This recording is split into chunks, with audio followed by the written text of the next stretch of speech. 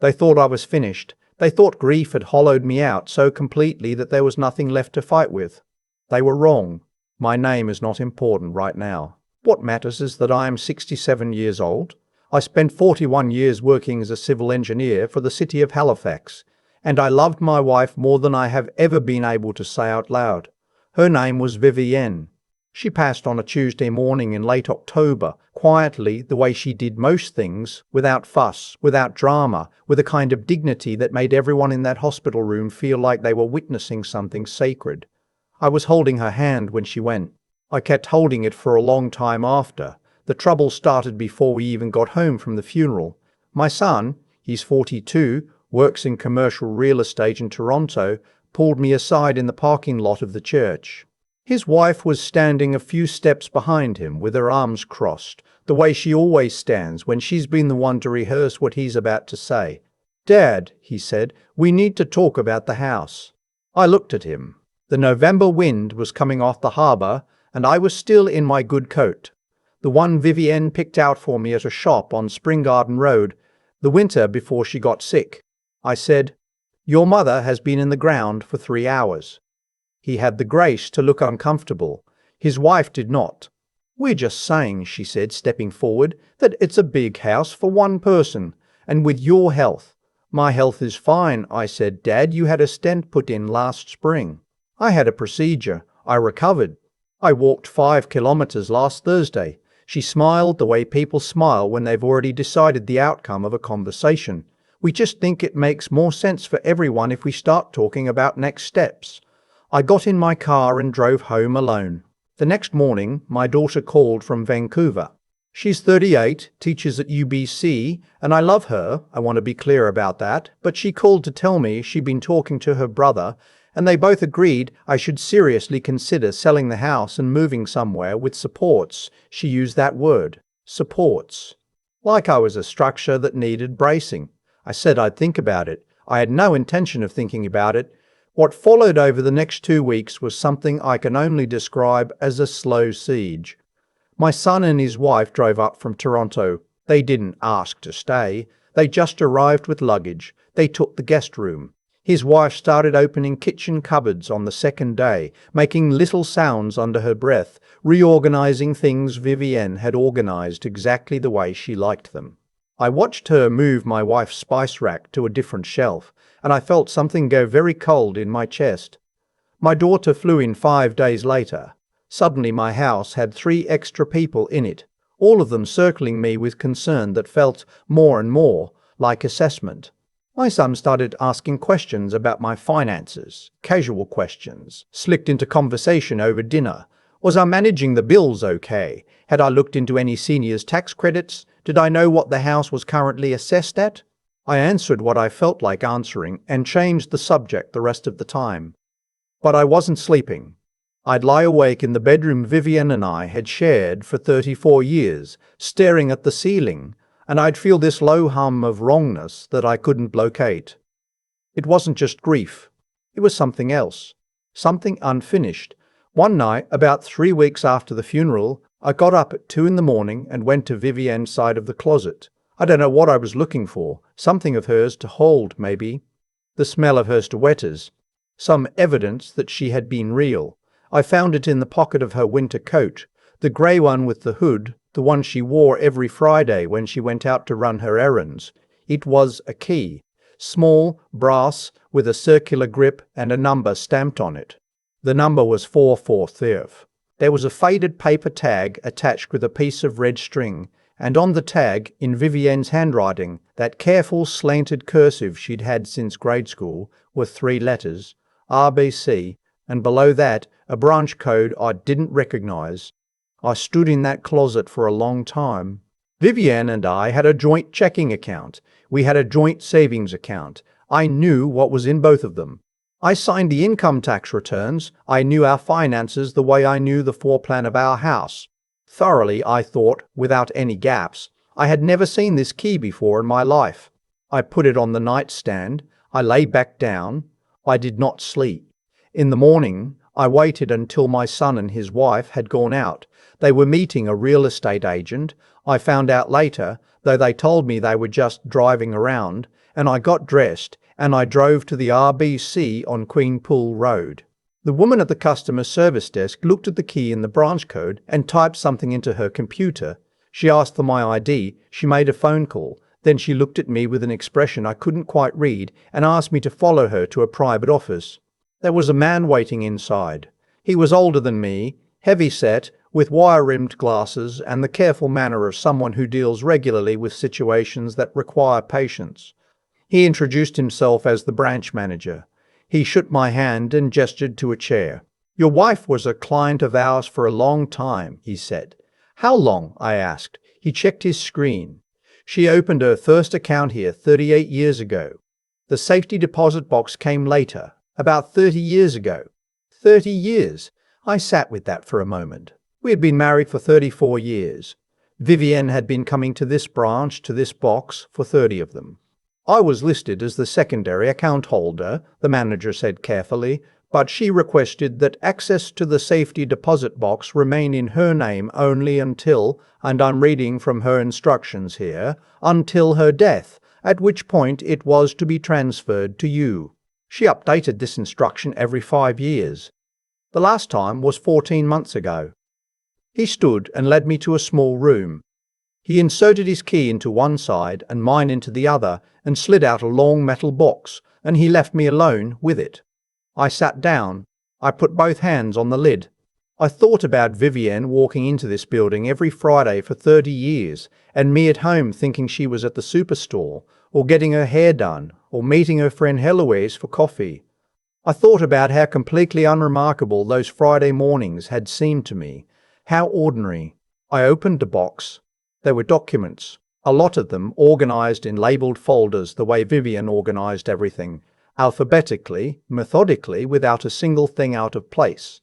There was a folder labeled RRSP, one labeled TFSA, one labeled Investments, one labeled Property, one labeled Life Insurance, and this one had my name written across the top in red pen, with an arrow pointing to it as if you were standing right there, making sure I didn't miss it.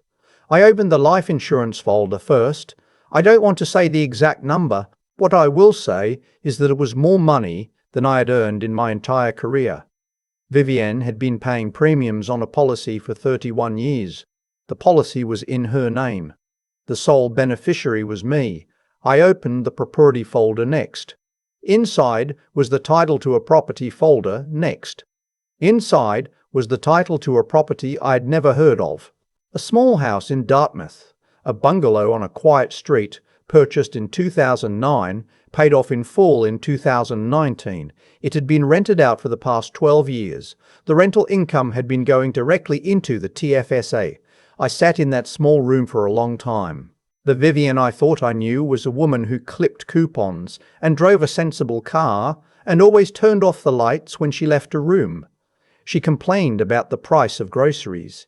She wore her winter boots until the soles wore through. She said we were comfortable but not wealthy, and I believed her because why would I not believe her? She was my wife, my partner, the person who knew every version of me.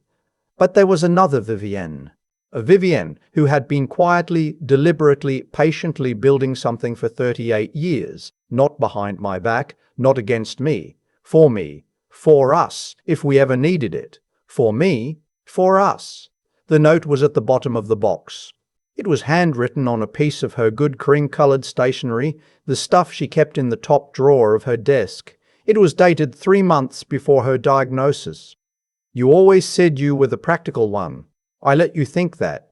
It made you happy. But someone had to worry about what comes after, and I know you would have told me not to bother, that everything would be fine, that we had enough. We did have enough, but enough can disappear. I wanted to make sure that whatever happened, no one could take anything from you. Not while I had 38 years to prevent it. The house in Dartmouth is yours. The accounts are yours. Do what you like with all of it. But please, don't be lonely. I mean that more than the money. All my love, always, V." I folded the letter. I put it in the inside pocket of my coat, over my heart, and I drove home. My son's car was in the driveway. I could see his wife through the front window, sitting at the kitchen table with her laptop open. She had moved into my kitchen like she was already the one who lived there. I went inside. I went directly upstairs. I called a number I'd had for years, an old colleague from the city who had retired early to practice estate law. His name was Hugh. I told him I needed to see him as soon as possible. He came the next morning. We sat in my study for 2 hours. I showed him the folders. He read slowly and carefully, and when he was done, he took off his glasses and looked at me and said, "Your wife was extraordinarily thorough." "She was," I said. "That was Vivienne." "The children have no claim on any of this," he said. "The insurance, the TFSA, the property in Dartmouth, these all transfer directly to you by beneficiary designation or survivorship. They bypass the estate entirely. There's nothing for anyone to contest. My son keeps asking about the house." Hugh looked at the property documents. "This house, is it in both names?"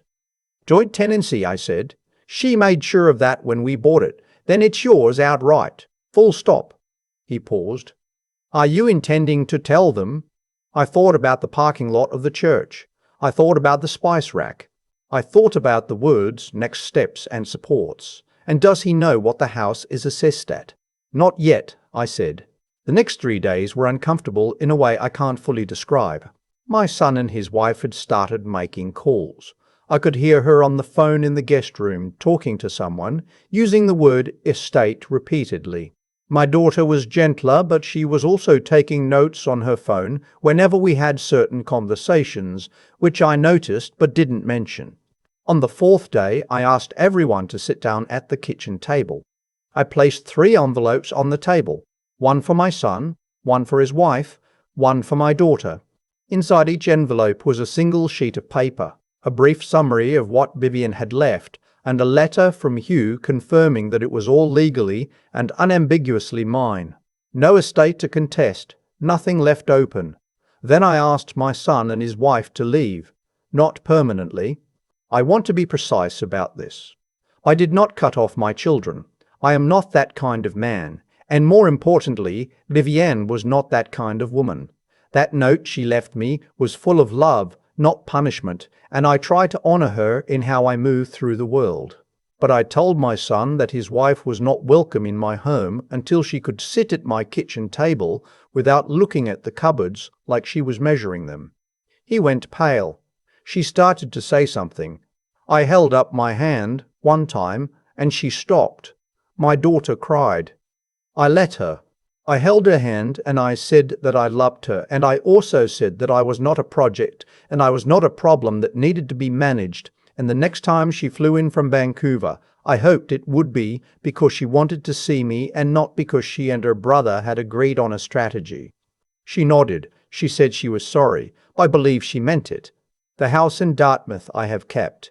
The tenants are a young couple, a nurse and a high school teacher, and they've been there for 4 years, and they've never once been late on rent. Vivienne knew them because she was Vivienne. She knew everyone. Their lease is good for another 2 years, and I have no plans to change anything about that arrangement. The life insurance money sits in a GIC for now. I haven't decided what to do with it. Some of it will go to my grandchildren when they're old enough. Some of it may go to the hospice where Vivienne spent her last 3 weeks, where the nurses sat with her through the nights when I had to go home and sleep.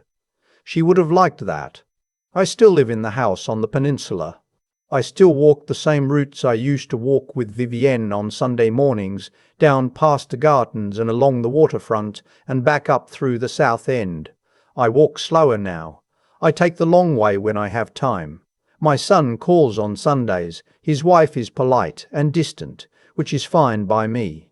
My daughter and I talk more than we used to. Actually, real conversations now. Not check-ins, not assessments. Last month she called me just to read me a passage from a book she was teaching. We talked for an hour. It was the best phone call I'd had in years. I think about Vivienne every day. I think about her walking into that bank branch on Quinpool Road for 38 years, in the rain and the snow and the August heat, quietly doing what she did, building what she built, never saying a word. I think about what kind of love that is, not the loud kind, not the kind that needs an audience, but the kind that works in silence over decades, that plans for the worst while hoping for the best, that makes sure you will be okay long after the person who loved you is gone. They thought grief had taken everything from me. They thought I was the soft one. She was the strong one all along. She just let me think otherwise. And before she left, she made absolutely certain I would be all right. I keep thinking about that closet. 2 in the morning, my hand going into the pocket of a coat she'd worn 100 times while I stood right there beside her, and none of it registering. The key was always there. I just wasn't the one who needed to find it yet. There's a version of this story where I feel foolish, where I look back at 38 years and think, how did I not know? But that's not what I feel. What I feel, when I'm honest, is something closer to awe. Vivienne made a choice. She made it quietly, she made it consistently, and she made it out of love that didn't need to announce itself to be real. That kind of character, the kind that does the right thing whether or not anyone is watching, whether or not anyone is watching, whether or not anyone will ever know, that's not something you stumble into. That's something you build one Friday morning at a time for 38 years. My son and his wife arrived at my door with a plan. They had language for it: next steps, supports, assessed value, and underneath the language was a belief that I was someone to be managed now, someone whose remaining years were a logistical problem to be sorted out while the grief was still fresh enough to make me agreeable. I don't say that to be harsh. I think my son genuinely believed he was helping. But there's a difference between helping someone and deciding for them. And that difference matters enormously when the person you're deciding for still has his full faculties, his own history, and a wife who spent 4 decades making sure he would never be left without options. What Vivienne understood, and what I've thought about every day since that room at the RBC, is that real intelligence isn't only about knowing facts or making money, it's about seeing ahead. It's about asking, what does the person I love actually need? Not today, but 10 years from now, 20 years from now, when I might not be there to give it to them. She saw it. She planned for it. She kept her own counsel about it for nearly 4 decades without once making me feel like I was being kept from something. That takes a kind of clear-eyed wisdom I'm not sure I could match. And what I had to find, after she was gone, was the will to act on what she left me. It would have been easier to let my son handle it. Easier to say yes, sell the house, move somewhere smaller, let the people who are younger and louder make the decisions. Grief makes you want to lie down. But Vivienne didn't build all of that so I could lie down. She built it so I could stand up. The least I could do was stand. I asked my son and his wife to leave. I held my daughter's hand and told her the truth. I called Hugh and I read every document in that box, and I made decisions about my own life with the tools my wife had spent 38 years preparing for me. That's what she gave me in the end. Not just the accounts, not just the property in Dartmouth, not just the numbers. She gave me the means to remain myself, to stay in my house, on my street, walking my routes, living my life on terms I chose. The people who came to my home thinking grief had left me defenseless found out otherwise. Not because I was clever, not because I was lucky, because Vivienne was both of those things, and she loved me enough to share it. I try to be worthy of that. Some days I think I manage it.